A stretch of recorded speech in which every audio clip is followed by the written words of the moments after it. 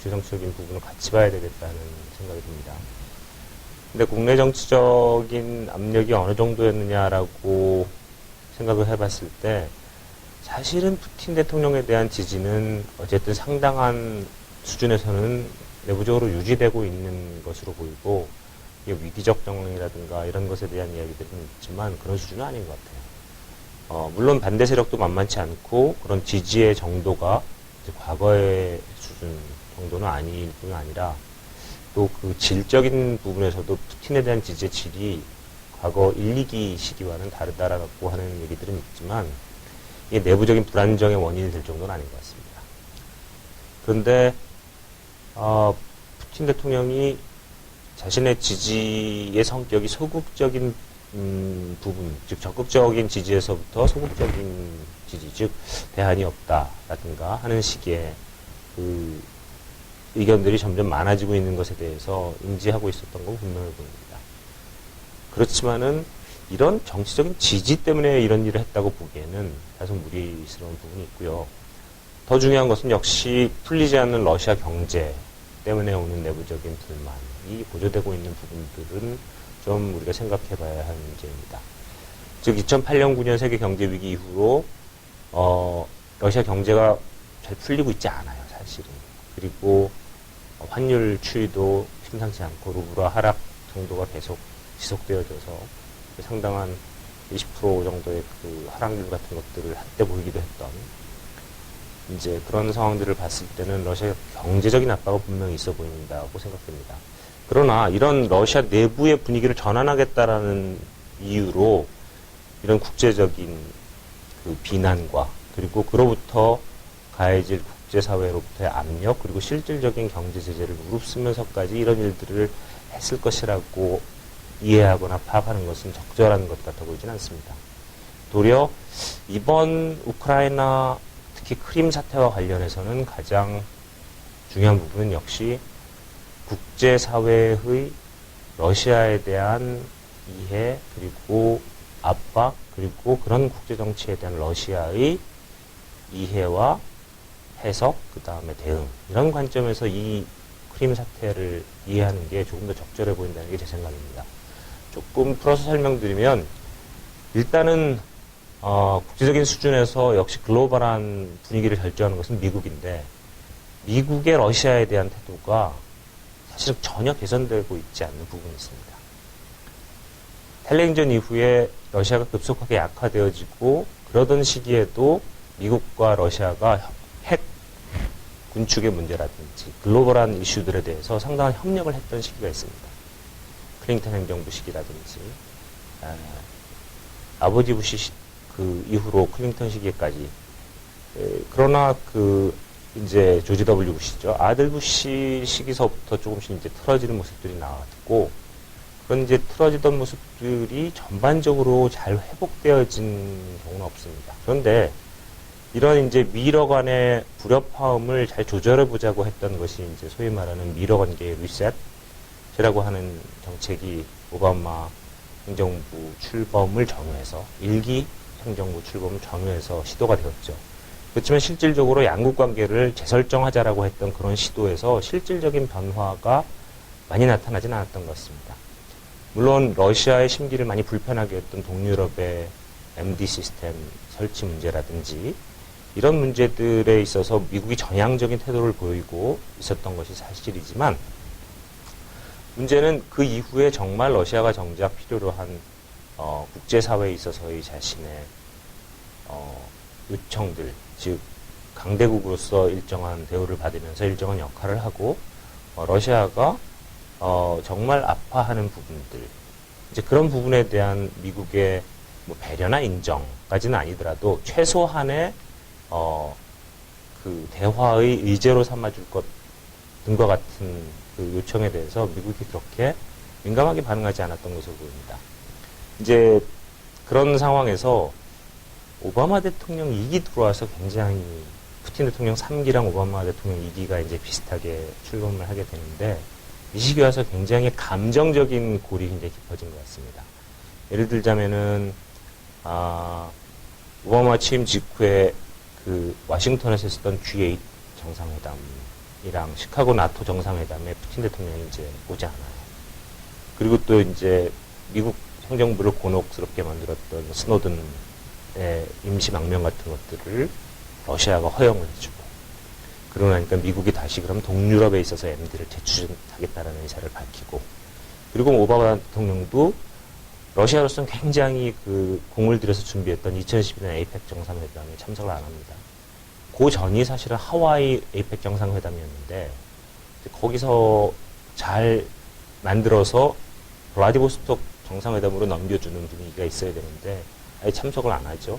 그리고 뭐 요번에 보셨겠지만 소치올림픽에도 참석을 안 했습니다.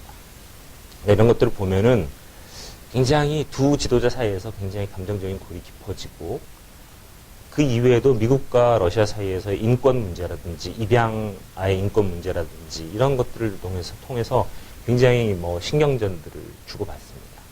이게 왜 이렇게 된 것이냐라고 했을 때, 사실은 그간에 있었던 미러 관계가 국제 정치를 어떻게 변화시켜 왔고, 그 속에서 러시아가 어떤 그 피해 의식 같은 걸 느꼈는가에 대한 이해를 할 필요가 있습니다. 즉 탈냉전 기간 동안에 수세에 몰리던 러시아가 이제는 더 이상은 밀리지 않겠다, 밀릴 수 없다라고 하는 의지를 강력하게 표현한 사건으로 이번 크림 사태를 좀 볼 필요가 있다는 겁니다. 조금 이 부분을 조금 더 설명하자면, 그 탈냉전 영향으로 동유럽을 잃었죠. 그 다음에 구소련이 해체되고 소련권에 있었던 발트해 3국을 잃었습니다. 뭐 이 과정에서는 러시아가 역부족이었고 사실 속수무책이었습니다. 그런데 여기서 끝나지 않고 나토가 동쪽으로 계속 확장을 하고 EU도 확장을 하죠. 경제와 안보가 모두 확장해 들어옵니다. 이런 유럽의 동진, 그리고 안보적 공동체라고 하는 나토의 동진이 멈추지 않고 어디까지 들어오는가 하면 그루지아, 우크라이나까지 들어오게 될 상황이라는 판단이 러시아에는 있었던 것 같습니다.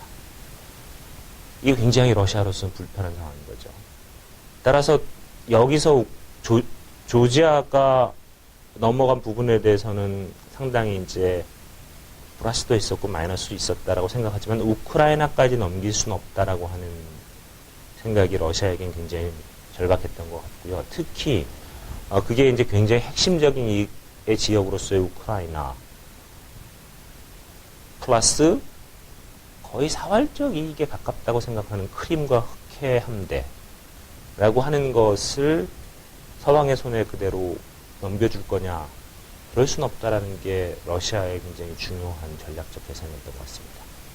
우크라이나는 전통적으로 지정학적으로 그 동유럽 국가들이랑 그 러시아 사이에서의 그 완충지대였고요. 지경학적으로는 지금도 에너지 수송로의 그 메인 그 게이트웨이죠. 그렇기 때문에 뭐 굉장히 중요합니다. 그리고 다른 무엇보다도 우크라이나는 러시아에게 있어서는 일종의 역사적, 문화적, 그 다음에 인종적, 그리고 또 뭐 이런저런 여러 의미에서 굉장히 친한 형제국 같은 나라인데, 그렇기 때문에 우크라이나가 자신의 어떤 독자적인 정체성을 형성하고 그걸 정치적 조직으로 발전시켜 오는데 많은 방해를 받은 것도 사실이지만, 러시아 입장에서는 이런 우크라이나가 자신을 등지고 서방으로 들어간다는 사실 자체를 굉장히 상상하기 싫어하는 그 시나리오고, 그렇게 받아들인 경향들이 있었습니다. 즉 우크라이나 잃는다는 거는 그 자신의 세력권이 굉장히 위축되고 서방과의 직접적인 안보적인 국경을 맞대게 될 수도 있다는 것을 의미함과 동시에, 사실은 러시아가 유럽과의 관계에서 편안하게 관계를 맺을 수 있는 일종의 통로를 상실한다라는 이제 그런 위기의식을 강하게 심어주었고요. 그런 의미에서 어떤 학자는 우크라이나가 러시아에게 있어서는 굉장한 급소가 될 수 있다라는 표현을 썼죠.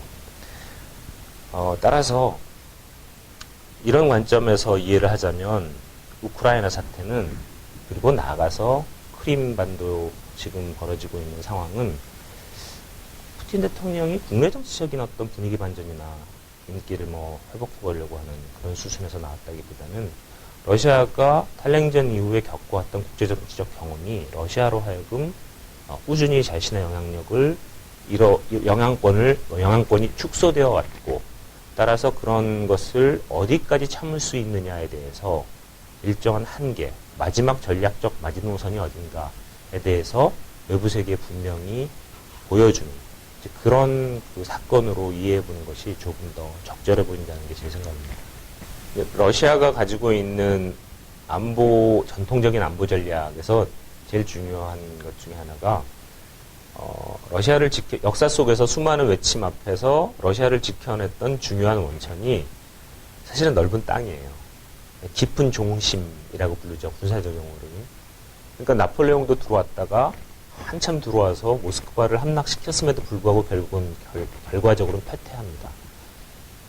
히틀러도 이 동부전선을 빨리 끝내야 되는데 깊이 들어와서 부분 그 소위 진지전 형태로 도시마다 게릴라전을 하면서 버텨내는 러시아군을 완전히 무릎 꿇는 일에는 실패하고 맙니다. 결국은 그게 2차 세계대전에서 히틀러가 패배하는 가장 중요한 원인이 되죠. 그러니까 사실은 굉장히 이제 아픈 전략입니다. 그러니까 우리 걸 많이 당하고 내준 다음에 적의 힘이 무너지면 그때 다시 밀고 내몬다. 뭐 이런 식의 전략이니까요. 그런데 이런 전략이 보여주는 건 역으로 얘기하면 러시아는 자신의 안보를 지키기 위해서는 항상 두터운 벽을 쌓을 수밖에 없다는 생각을 한다는 것이고요. 그런 의미에서 왜 그런 군사안보적 관점에서 봤을 때 왜 소련은 외갑제국으로서의 동유럽 제국이 필요했고, 그 다음에 또 가장 핵심적인 러시아는 왜 내적 제국으로서의 소련 연방의 재구성체가 필요했는지에 대한 해석을 그런 관점에서 하는 학자들도 있습니다. 그렇다면 왜 크림이 러시아에게 급소가 되느냐 하는 문제는 비교적 자명해집니다. 우크라이나를 잃는다는 건 완충지대를 잃게 되고 유럽의 군대, 나토의 군대와 러시아의 군대가 직접 경계를 맞대게 된다는 걸 의미하고, 이런 종류에 대해서는 러시아는 굉장히 인시큐어다. 안보상 굉장히 위험한 상황이다라고 판단하는 경향이 명확합니다. 거기에 러시아가 가지고 있는 남부전선에 있어서의 해군력 운용의 유일한 거점인 키함대는 전통적으로 제정 러시아 시대 이후로 러시아의 부동항으로서의 의미를 가질 뿐더러 러시아가 전시가 아니더라도 자신의 함대를 그 지중해에서 운용하는 데 있어서 굉장히 중요한 거점이 되는 거죠. 근데 만약에 이쪽에 있어서의 군사적 거점을 잃어버리게 된다는 것은 러시아의 남부 벨트에 대한 굉장히 포괄적인 영향력을 상실하는 것을 의미하고, 그렇게 될 경우에 이쪽 지역에서 그 남겨진 공백들을 과거 이제 1차 세계대전의 경험으로 미뤄보건대 터키라든지 그런 중동 국가들에게 내어주거나 아니면 유럽 국가들에게 내어주거나 하는 둘 중에 하나거든요. 그렇게 됐을 때 자신의 남쪽 벨트가 굉장히 불안정해진다는 것을 의미하게 되고, 그것은 곧 러시아가 서쪽뿐이 아니고 남쪽에서도 또 다른 심각한 취약한 지대를 가지게 된다는 것을 의미하기 때문에 크림반도는 러시아에게 있어서 잃는다는 것은 굉장히 상상하기 싫은 그런 지점이 아닐까 싶습니다. 좋은 지적인 것 같아요. 그러니까 푸틴 대통령이 추진해온 러시아 외교의 행보 같은 것들을 조금 살펴보면 우크라이나 사태랑 크림 사태에 대한 조금 더 큰 러시아 외교 전략, 수세적 대응이 아닌 적극적 목표 달성의 과정 속에서의 의미 같은 것들을 분명히 찾아볼 수는 있을 것 같아요. 일단 아주 간단히 얘기하면 푸틴 대통령 일기는 90년대 잃어버린 10년, 러시아의 잃어버린 10년을 어떤 식으로든 마감하고 정리하고 국가의 정상성, 그 다음에 국가의 질서를 회복하는 데 초점이 있었습니다. 90년대 상황을 자세히 설명하진 않겠습니다만 소련이 붕괴되고 러시아가 사회주의 체제를 포기를 하고 그 다음에 자유민주주의 시장 경제 체제를 기반으로 하는 거대한 체제 전환을 시도하면서 완전히 사회의 전반적인 모든 규범과 규칙이 다 뒤바뀌는 그런 일대 혼란을 겪게 됩니다. 이 과정에서 굉장히 극단적인 이념들도 튀어나오고 그래서 한편으로는 굉장히 그 자유주의적인 그런 이념이 한편에서 있는가 하면 다른 한쪽에서는 굉장히 그 극우적인 이념들이 튀어나와서 이런 이념의 스펙트럼이 굉장히 넓어졌던 시기예요. 그렇지만 이념의 스펙트럼이 넓어졌던 시기라는 것은 그 시기에 어느 하나도 주도적인 이념으로 자리 잡지 못했고 일종의 아노미와 같은 상황 속에서 러시아가 혼돈 속에서 보냈던 시간으로 볼 수 있습니다. 이 과정에서 러시아의 지방이 가지고 있는 독립성, 그 다음에 원심력 이런 것들이 강화되어졌고 기업들이 가지고 있었던 그 탈법적이고 또는 이제 국가적인 통제나 일정한 정도의 필요한 레귤레이션마저도 우회하는 방식으로 부를 획득하고 그 덩치를 불리는 일들이 벌어졌죠. 그래서 도리어 지방정부의 극한적인 자율성이 러시아 연방의 해체설까지 나올 정도였고 그 다음에 기업들이 국가의 중요한 자산들을 사유화 과정에서 다 그 거의 헐값에 그 할당받음으로써 거대한 그런 올리가르키라고 하는 일종의 이제 재벌과 정권이 결탁되어진 형태의 러시아형 그 권력 집단이 생겨난 거죠. 그래서 이들에 의해서 러시아가 움직이고 지방은 지방대로 따로 놀고 있는 상황은 러시아가 하나의 국가다라고 이해하기엔 굉장히 힘든 정도의 혼란 상황이었습니다. 그런데 이제 그런 혼란 상황을 극복하고 나온 인물이 사실 푸틴입니다. 푸틴 대통령이 2000년 당선되었을 당시에 러시아 신문 이스베스티아 일면에서 표제 기사로 표제어로 뽑았던 것이 굉장히 인상 깊었는데 그게 뭔가 하면 민주주의보다 안정을 선택한 러시아라는 것이 표제 선택이었습니다. 그러니까 그만큼 러시아 국민들에게는 일정한 정도의 자유가 제한을 받고 민주주의에 있어서의 좀 후퇴를 우리가 대가를 치르더라도 더 이상의 혼란과 무질서를 방치하는 것은 옳지 않다라고 하는 의식이 팽배했었고 그런 러시아인들의 마음을 잘 읽고 거기에 부응하는 국가 중심적 그리고 강력한 국가의 건설 그리고 질서 위에 발전해 나가는 러시아의 이미지를 국민들에게 잘 심어준 그리고 이렇게 갈 수 있다라는 희망을 줬던 지도자가 푸틴이었던 거죠. 그러니까 그런 푸틴 대통령에 대한 지지율은 뭐 엄청난 것이었고 당선되고 나서도 보통 1년 정도 지나고 나면 아무리 60% 이상 지지를 받아도 40%대 이 정도 가면 잘 되는 거고 또 인기 있는 대통령도 5, 60% 수준인데 푸틴 대통령은 70% 밑으로 내려와 본 적이 없는 지지율을 계속 보여요. 심할 때는 80%까지도 가고요. 그러니까 이게 좀 일반적인 민주국가 입장에서는 이해가 안 가는 상황이죠. 왜 푸틴 대통령에 대한 말씀을 이렇게 드리는가 하면 푸틴이라고 하는 지도자 개인의 리더십의 문제도 있지만 그런 지도자의 그런 유형의 리더십을 가능하게 만들었던 러시아 국민들이 가지고 있었던 정서와 그에 대한 지지에 대한 이해가 없으면 사실은 러시아의 그런 그 이후에 추진되어졌던 강대국 건설이라고 하는 목표가 잘 이해가 될 수 없습니다.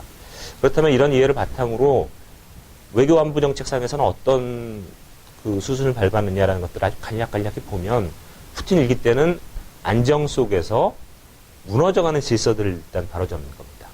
따라서 유럽과의 관계도 일단 현실적으로 인정해서 러시아가 약화된 것을 인정하고 그 속에서 그렇지만 러시아가 지켜야 될 것들이 뭔가 이걸 정리하는 작업에 착수하고 그 다음에 자기 가까운 구소련 국가들 유라시아 내에 있는 국가들과도 양자관계, 소지역관계 그리고 거대한 CIS 틀이라고 하는 다층적 수단들을 다 동원해서 러시아의 영향력에 지킬 수 있는 마지노선 같은 것들을 제대로 이제 그려내기 시작합니다.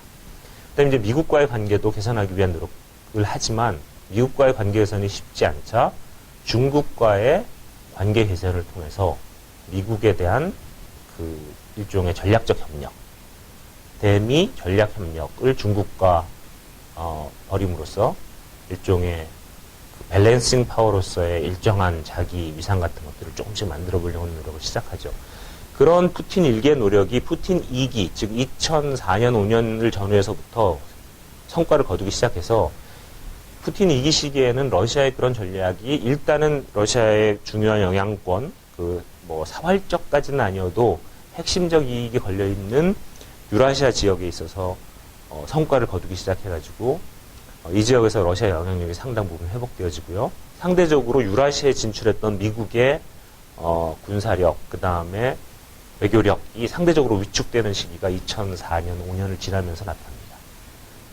그래서 이제 유라시아에 있어서의 미국으로부터 일종의 러시아 입장에서는 당했다고 생각했던 부분을 중국과의 협력을 통해서 상당 부분 이제 만회를 하죠. 그리고 유럽과의 관계도 에너지 협력, 즉 러시아가 공급하는 유럽에 대한 막대한 양의 천연가스 이런 것들을 기반으로 해서 유럽과의 관계도 상당 부분 안정화시킵니다. 이제 그런 그 푸틴 위기에 있어서의 안정화 플러스 이제는 한 걸음 더 나가서 자신의 영향권의 최소한의 기반들을 다지는 일들이 성공적으로 시행되고요.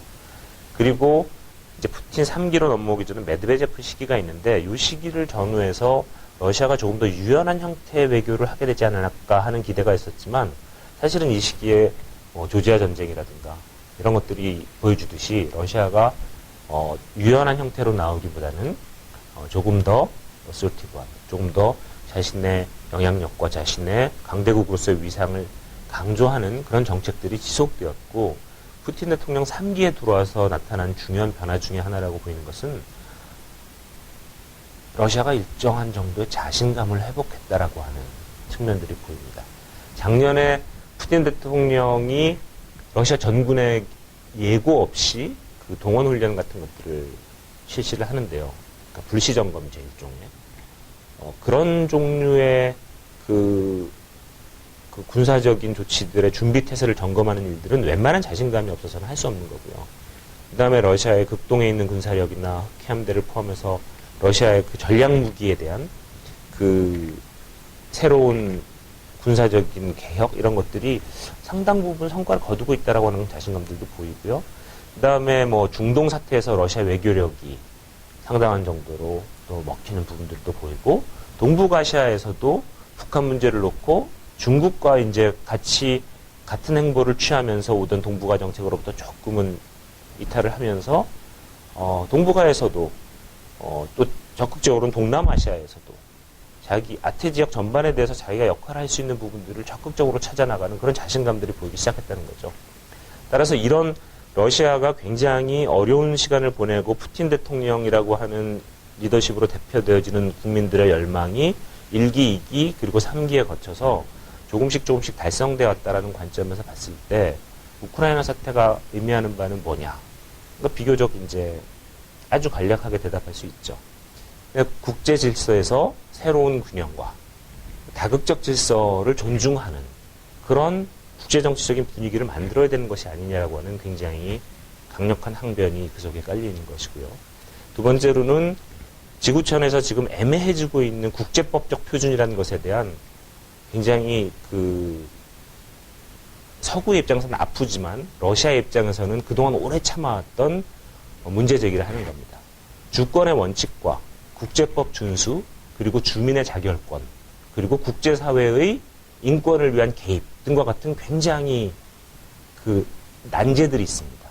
근데 이건 아직 설정이 되어 있는 게 아니에요. 국제법적인 원칙이 확립되어 있지 않습니다. 예를 들어서 그런 얘기 많이 하잖아요. 지금 코소보를 세르비아로부터 독립시켰을 때는 분명히 동일한 논리들이 작동을 해요. 그렇죠? 코소보의 자치적 의결권을 존중해서 코소보의 독립을 유럽 국가들이 인정을 합니다. 그렇다면 크림의 주민 자결권에 의한 자기 독립을 유럽이 막을 수 있는 건가? 역으로 뒤집어 얘기하면 그때 코소보의 독립에 대해서는 러시아가 반대하고 인정하지 않았어요. 국가로 승인하지 않았습니다. 크림에 대해서는 그 반대의 상황이 나는 거죠. 누가 옳고 그르냐의 문제가 아니라 지금 이처럼 명확하게 정리되지 않은 주권과 주민 자결의 문제와 그리고 또 뭐 리비아나 아니면 지금 시리아나 이런 데 대한 국제사회의 개입에 대한 정당성을 어디서 찾을 수 있을 것이냐와 같은 주권의 원칙과 새롭게 형성되어지는 국제주의 내지는 지구주의 사이에서의 국제법적인 원칙의 불명확성에 대해서 일방적인 그리고 서방의 이익에만 기초하는 방식으로 문제를 해결하고 해석하는 것에 대해서는 러시아가 더 이상 참을 수 없다라고 하는 명확한 문제 제기를 하는 거죠. 이런 견지에서 우크라이나 사태를 통해서 나타나는 러시아 외교 정책은 단순히 러시아가 강대국으로서 자신의 지위를 회복하고 자신의 영향력을 지구적 수준에서 충분히 발휘하겠다라고 하는 그런 일국적인 수준의 문제이기도 하지만 조금 더 근본적인 국제정치 질서의 민주화, 굉장히 역설적으로 들리는 얘기입니다. 어떤 한 나라가 좌우하는 국제정치 질서가 아니라 국제정치의 주요 행위자들이 모두 협의하고 토론하면서 갈 수 있는 질서의 필요성을 그동안 계속 역설해왔던 러시아나 중국의 입장이 역으로 발현될 수 있는 것이 어떤 것인가를 보여주는 그런 굉장히 재미있는, 이런 비극을 재미있다고 표현해서는 좀 유감입니다만 굉장히 국제정치학적으로 보면 굉장히 흥미로운 문제 제기를 하고 있는 사태라고 이해할 수 있겠습니다.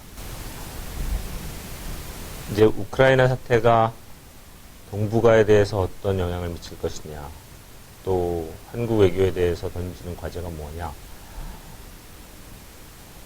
이제 생각보다는 깊이 우리가 좀 고민해야 될 문제들인 것 같습니다.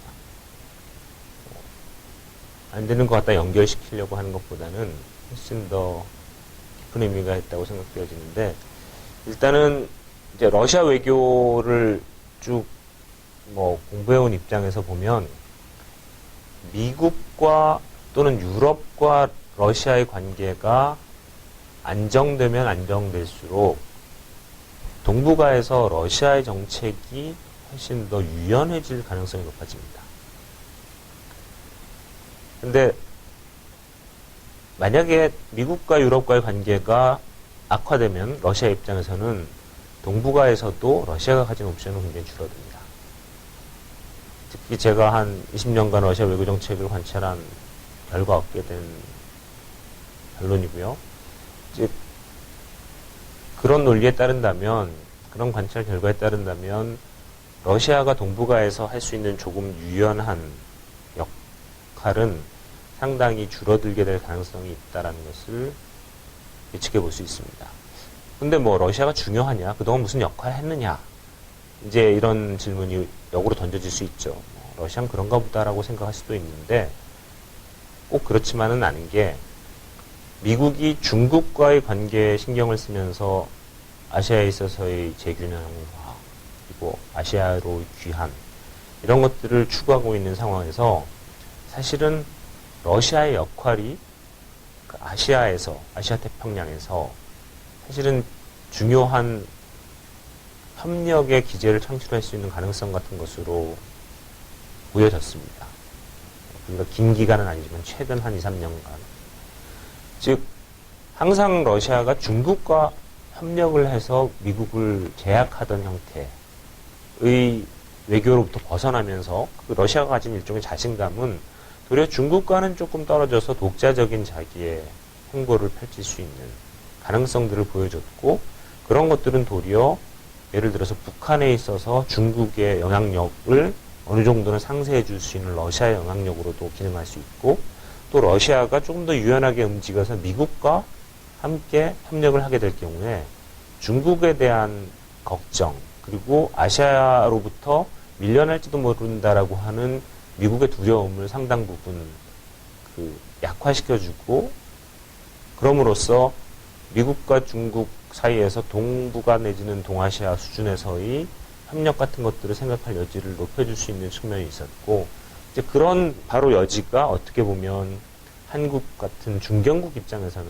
활용할 수 있는 가능성이 매우 큰 전략적인 일종의 틈새 공간 같은 거였는데, 그런 것들이 좀 열리는 분위기가 만들어지고 있었다고 판단했었는데, 일단은 러시아와 미국, 러시아와 유럽의 관계가 경직되면서 동북아에서 러시아의 유연성이 떨어지고, 그러면 자연스럽게 러시아와 중국의 조율과 밀착이 높아갈 것이고, 이제 그런 경직적인 관계가 한국의 입장에서는 가장 오지 않았으면 좋겠다고 생각하는 그 동북아의 국제질서의 형태, 북방삼각대, 남방삼각의 대립구도 같은 것으로 연결되어질 가능성이 점점 높아진다 라는 것이 일단 커다란 그림일 수 있고요. 그 다음에 지금 얘기한 것처럼 미국의 입장에서는 이제는 뭐 러시아랑 전쟁을 하지 않더라도 최소한 적은 아니다라고 공식적으로는 늘 얘기했습니다. 물론 대선 기간 중에 나타났던 중요 그 대선 주자들, 미국의 대선 주자들은 뭐 러시아를 뭐 그들 표현 for라는 표현을 쓰는 걸 주저하지 않았던 걸 보는데 그 인식이 잘 안 바뀌는 것 같아요.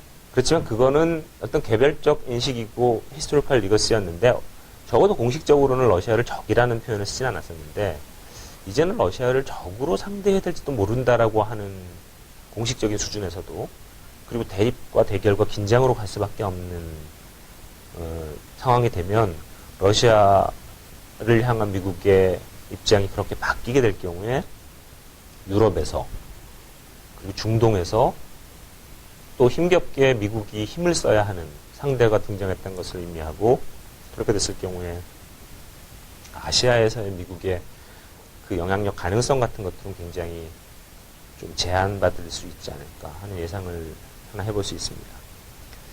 그렇다면은 중국은 어떤가? 사실은 중국 입장에선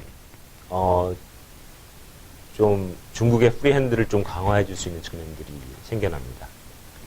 근데 미중러 삼각관계의 동학이라는 게 우리가 좀 관찰할 필요가 있는데요. 아까 잠시 말씀드렸지만은 미국과 중국 사이에서 중요한 것들을 결정하는 그 구도라고 우리가 흔히 생각하지만 러시아가 유라시아에서는 굉장히 중요한 분명히 거기는 전략적 삼각관계가 작동하고 있는 것이고 오히려 유럽 질서의 세팅 속에서는 중국이 상대적으로 조연이고 러시아랑 유럽 미국이 함께 고민해야 되는 것이고 동아시아 구도로 오면 이제 미중이 가장 압도적이지만 러시아가 그리고 굉장히 작아지지만 그럼에도 불구하고 러시아가 여전히 일정한 역할을 할 수 있는 이제 그런 그 전략적인 삼각관계들이 지역마다 다른 세팅 속에서 작동을 하는데 지금 만약에 러시아가 유연하게 움직이지 않고 여전히 중국과의 관계를 강화하는 쪽으로 움직이면 중국 입장에서는 자신이 미국과의 경쟁 속에서 그리고 미국과의 대립 구도 속에서 자신이 원하고자 하는 것들을 충분히 더 집중해서 갈 수 있는 그런 가능성을 키워주겠죠. 그러니까 코엔 같은 경우 러시아를 적으로 다시 상대해야 되는 상황이 올지도 모르겠다라고 막 한탄을 했던 게 역으로 얘기하면 중국 입장에서는 러시아를 자신을 견제하지 않을 확실한 파트너로 당분간은 좀 데려갈 수 있겠다라고 하는 그 속으로 부르는 쾌재와 이제 매치가 되는 그런 이야기가 될 수 있을 것 같아요. 그 다음에 일본 같은 경우도 사실은 동북아에서 러시아가 가지고 있는 그 카드의 가능성을 굉장히 최근에 심각하게 타진했던 것 같아요. 5번 정도를 만났거든요. 아베 수상이. 근데 그게 다 뭔가 하면은 러시아와 일본 사이에서의 영토 문제도 있지만 러시아 극동을 개발하는데 일본이 진출을 하고 에너지를 얻고 그러면서 그 일종의 동북아에서의 러일 협력이라는 것들을 통해서 중국을 견제하고 하는 여러 가지 복합적 구상들이 있었던 것 같아요. 근데 일단은 이런 아베 정책은, 이런 종류의 아베 정책은 뭐 일종의 수정이 불가피한 거고요. 결국은 이런 식으로 뭔가 좀 변화를 위해서 움직이고 있었던 동북아의 지역 질서의 움직임이 다시 좀 경직적인 형태로 가게 될 가능성이 있어서 한국의 입장에서는 굉장히 안 좋아지는 상황이 아니냐 하는 그런 인상을 갖게 됩니다. 우리가 할 수 있는 것에 대한 얘기를 하기 전에 북한에게는 어떤 의미가 있는지를 한번 정리해 볼 필요는 있을 것 같아요. 우선 첫째는 북한에게는 굉장히 부정적인 메시지 전달될 가능성이 크죠. 핵을 가지고 있다가 94년 부다페스트 합의에 의해서 이제 분명히 다 포기하고 경제적 지원 받고 그래서 이제 독립국으로서의 지위를 누리던 우크라이나가 맞소리 못하고 영토를 한쪽 잃어가는 모습을 보면서 물론 뭐 나라 전체가 완전히 뒤집어지고 정권이 바뀌고 하는 그런 상황의 문제는 아닐지라도 북한에게는 안보를 가능하게 해주는 것은 무엇이냐에 대한 근본적인 질문들을 하게 될 것이고 결국은 북한 입장에서는 안보를 자구의 원칙에 의해서밖에 해결할 수 없는 것인가 하는 생각을 하게 될 가능성이 높아진다는 거죠. 우리 입장에서는 좀 우려스러운 부분이고요. 그 다음 또 하나는 북한이 이제 핵을 그럼 가짐으로써 안전을 보장받을 수 있느냐에 대해서 어떻게 이 문제에 접근할 것이냐 라고 하는 데 대한 여러 가지 긍정 부정 영향이 있는 것 같아요. 한쪽으로는 잘 알려지진 않았습니다만 중국이 우크라이나에 대해서 그 핵 우산을 제공하고 있는 것으로 알려지고 있거든요. 굉장히 재밌는 일인데 왜 중국이 핵 우산을 우크라이나에 제공해 주는지 좀 여러 가지 의문이 있습니다만 일단 중국의 뭐 황고시보라든지 하는 신문들이 중국이 작년으로 우크라이나에 핵 우산을 제공한다라고 하는 표현들을 사용을 하고 있거든요. 그게 뭔가 하면은 뭐 중국 입장에서는 우크라이나가 러시아가 주지 않는 중요한 군사적 기술, 구소련의 중요한 군사적 기술들을 중국에 제공한 그 파트너였습니다. 그러니까 그 새 항모 랴오닝 같은 것도 결국은 우크라이나를 통해서 매입을 했던 것이고, 그 다음에 핵심적인 그 항공 기술이나 이런 것들이 우크라이나를 통해서 많이 들어왔고요. 그 다음에 핵 관련 기술들도 중국이 상당히 협력했던 부분이 있었던 것 같습니다. 이제 그런 면에서 이제 이런저런 그 커넥션이 있었던 것 같은데, 좀 뚱딴지 같지만은 중국이 우크라이나에 대해서 핵 우산을 제공하겠다고 이제 작년 하반기에 그런 얘기가 흘러나와서 이게 도대체 뭐냐 그러고 많이 주목을 했는데, 그냥 그 사실 정도만 나오고 그 뒤에 내부적인 논의는 뭐 양쪽 다 관리를 했는지 더 이상 안 나왔어요. 근데 그거는 뭐를 의미하는가 하면 중국이 핵 우산을 제공한다라고 얘기를 해주는 것 자체가 우크라이나 안보를 보장해 주는 데는 뭐 아무런 도움을 주지 못했다는 이야기거든요. 역으로 얘기하면 북핵 문제를 중국이 해결하고 싶어서 북한에게 우리가 핵 우산을 제공하겠다라고 중국이 이야기했을 때, 북한 입장에서 우크라이나 사태를 보면서 관측해 볼 수 있는 건 핵 우산을 제공받아도 안보가 확실해진다는 데 대한 아무런 확증이 될 수 없다라고 판단할 수 있는 가능성이 있습니다. 따라서 만약에 핵 안전보장을 하려고 그러면 이게 굉장히 높은 수준에 있어서의 그 안전보장이 되어야 되는 것이고, 중국뿐이 아니고 미국도 이 문제를 해결하려고 할 경우에는 지금까지 상식적으로 생각했던 것보다는 훨씬 더 높은 수준의 안전보장을 제공하지 않을 경우에는 북한이 움직이기 어려울 거다라는 예측을 하나 해볼 수 있을 것이고요. 그 다음에 또 하나는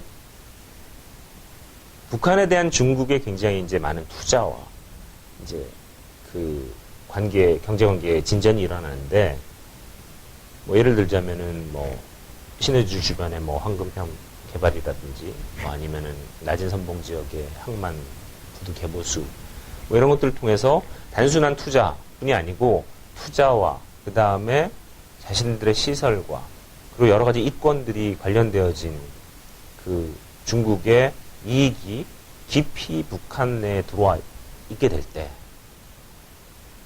그리고 북한이 급변사태나 또는 어떤 위기적 상황에 의해서 중국의 자산이 위협을 받게 될 때, 중국은 러시아와 같은 방식으로 그 자산을 보호하기 위한 일련의 행동들을 못할 것이냐, 할 수 있다는 거죠. 그러면 예를 들어서 나진항은 중국의 해군이 주둔할 수 있는 거점이 될 수도 있는 것이고, 그렇게 해서 중국의 해군이 동해에서 움직이게 된다면 중국의 중요한 군사적 전략 중에 하나인 뭐 제1도련선 돌파라는 것도 굉장히 현실적으로 수월해지는 그런 상황이 될 거예요.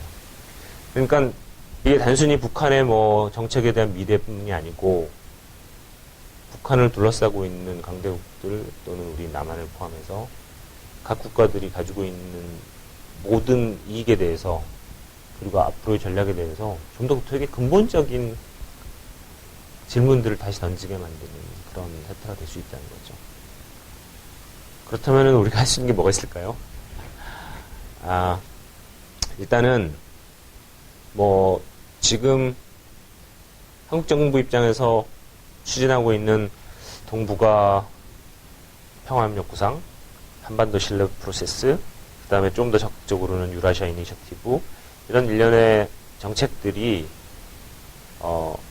타격을 받을 수 있는 가능성이 좀 보인다. 즉 러시아와 서방의 긴장이 장기화되어지고 그로 인한 경직적인 체제가 동북아에 다시 강화될 경우에는 박근혜 정부가 지금 추진하고 있는 정책들은 뭐 거의 세트로 타격을 받을 가능성이 있죠. 근데 이제 그렇게까지 연결될 거냐에 대해서는 뭐 많이 사람들이 그렇게 민감하게 생각도 않고 있지만 주의 깊게 살펴보긴 해야 될 것 같아요. 행여라도 그렇게 되지 않도록. 근데 과연 그렇게 되지 않도록 우리가 만들 힘이 우리한테 있는 건가? 우리가 저쪽 지구 거의 뭐 건너편 쪽에 있는 일을 어떻게 할 수는 없어도 여기서 할 수 있는 건 없는가? 이런 것들을 좀 생각해 봐야 되는데 일단은 한 두 가지 정도 생각해 볼 수 있을 것 같아요. 하나는 다양한 종류의 그 삼각 협의 협력 채널 같은 것들을 한국이 좀 적극적으로 만들고 활성화시킬 필요성이 있겠다. 그러니까 러시아도 포함시켜서 일본과 뭐 한국과 일본과 러시아가 같이 협력할 수 있는 일들을 찾아본다든지, 한국과 중국과 러시아가 또는 남북러가 이런 종류의 굉장히 다양한 종류의 3자 협의 채널 같은 것들을 동북아에서 좀 네트워크적으로 중첩적으로 만들어갈 필요가 있지 않겠느냐. 즉 경직적인 형태의 북방삼각 대 남방삼각과 같은 형태의 대립구도가 되지 않도록 뭐 미국을 포함, 러시아도 포함하는 다양한 종류의 가능한 분야의 삼각협력 컨설테이션이 가능한 이런 외교를 좀 의도적으로라도 해볼 필요가 있지 않겠느냐. 그래서 경직적인 형태나 긴장 또는 어떤 대화가 점점 줄어드는 상황에서 그래도 대화가 갈 수 있는 그런 구조를 여러 개 마련할 필요가 있지 않은가 하는 생각이 듭니다. 지금 한일 관계가 그런 의미에서는 동북아에서 굉장히 중요한 게 한일 관계가 잘 조율되어지면 사실은 한국도 그렇고 일본도 그렇고 동북아에서 굉장히 유연하게 대처할 수 있는 여지들이 굉장히 많이 생깁니다. 그런데 이제 한일 관계가 경직되어 있으면 한국도 일본도 자신이 가진 굉장히 중요한 자산들을 동결시키는 효과를 받게 되기 때문에 그런 영향을 받게 되기 때문에 이 문제를 어떤 식으로든 좀 적극적으로 풀어나가는 일이 굉장히 중요하고요. 그 다음에 정부 수준에서는 어렵더라도 민간 수준에서 할 수 있는 것들이 굉장히 많이 있습니다. 그래서 민간 수준에서의 다양한 종류의 교류협력 프로그램들을 조금 더 활성화시키는 그런 노력들을 해나가는 것이 필요하지 않을까 하는 것이 제 생각입니다.